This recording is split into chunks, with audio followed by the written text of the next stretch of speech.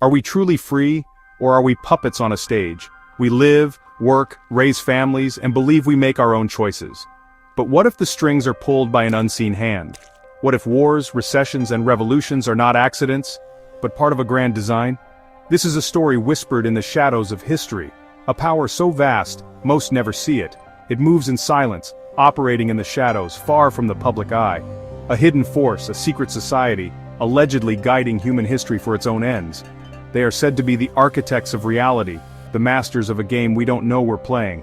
Their goal, a single unified world order where they hold all the power.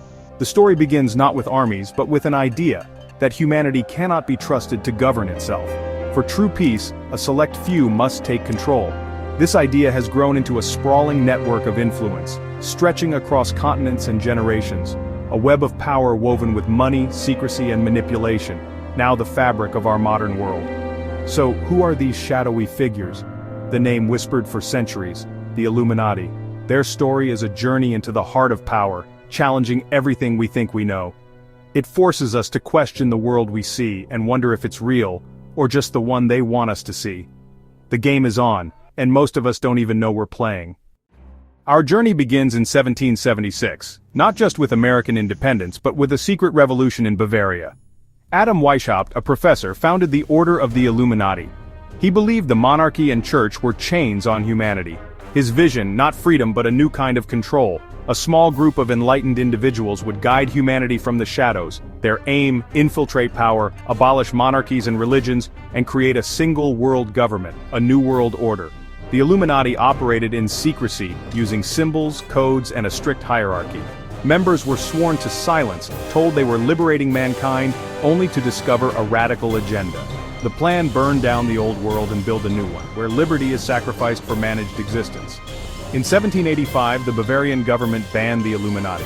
Officially, the order was destroyed. But conspiracy theories claim it simply went underground, its members hidden, its vision alive. The flame of Weishaupt's idea carried forward, waiting for the right moment, waiting for the right allies to turn vision into reality. The shadow had only just begun to spread. An idea needs resources to grow. Weishaupt's vision required money and influence. Enter the Rothschilds, a family whose banking empire began in Frankfurt and soon spanned Europe. Meyer Amschel Rothschild sent his sons to major capitals, creating a private network that moved money and information faster than kings. According to conspiracy lore, the Rothschilds and the Illuminati found common cause. The Illuminati had the plan. The Rothschilds had the means. Together, they allegedly shifted power from armies to debt and credit. The Rothschilds financed both sides of wars, understanding that debt controls nations. A nation in debt is a nation that can be steered. Their influence spread across Europe, becoming bankers to royalty and governments. It was the perfect infiltration, controlling the old order while funding the new. Their wealth became legendary, but it was always a tool, a lever to move the world. Through finance, they allegedly shaped events, pushing humanity toward a centralized global government. The true power, it said, was never in thrones, but in the hands that held the purse strings. Wars, crises, and empires rose and fell, but the network endured. The alliance of vision and wealth became the engine of a new order. The world would never be the same. The game had changed. Forever. The strategies of centuries past have evolved, but the alleged playbook remains. Create chaos, then offer a solution. Always more centralization. Major crises, wars, financial collapses, pandemics, are seen by theorists as engineered events, not accidents. The motto Ordo ab chao, order out of chaos. First create the problem, then offer the reaction, a cry for peace, a demand for change. Finally present the solution, international bodies like the UN, slowly absorbing national sovereignty. The same pattern applies to finance crashes, recessions, bailouts, and the rise of central banks. Institutions like the IMF and World Bank lend money with strings attached. Demands for policy changes, loss of independence. Today we face rolling crises, climate change, health emergencies, economic instability. Each crisis demands a global solution, more cooperation, more centralized control. The narrative: we must unite to survive.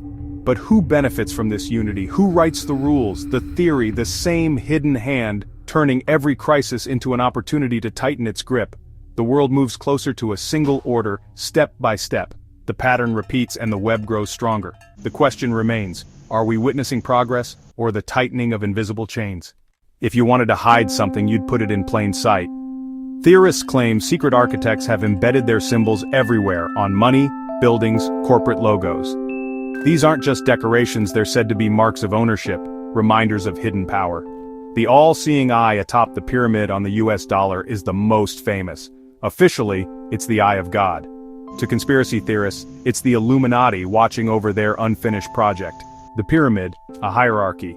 Few at the top, masses at the base.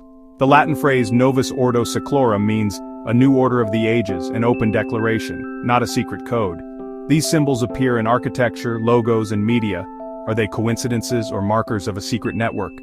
They're hiding in plain sight, a silent testament to dominion just beneath our awareness. The world is full of signs if you know how to look. What is the endgame? Modern researchers warn of total technological control, a world where every aspect of life is monitored and managed. The first step, a cashless society. Digital currency means every transaction is tracked. Privacy vanishes. Your financial life becomes an open book. The power to cut off access to money becomes a tool of control.